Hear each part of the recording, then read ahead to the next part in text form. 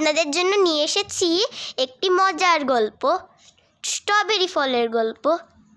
Hello বন্ধুরা, আসসালামু আলাইকুম। আপনারা কি জানেন আমাদের দেশীয় ফল যেমন আম, লিচু, কাঁঠাল কত রসালো, কত মজার। আমের মতো মিষ্টি, লিচুর মতো জুসি, কাঁঠালের মতো সুগন্ধি, কিন্তু স্ট্রবেরি, আহা, এটা একেবারেই অন্যরকম। এই যে ছোট লাল স্ট্রবেরি, দেখতেই কত সুন্দর না? আর খেতে একদিকে টক, একদিকে মিষ্টি। একবার মুখে দিলে মনে হয় যেন রঙিন মেঘের স্বাদ পেলাম।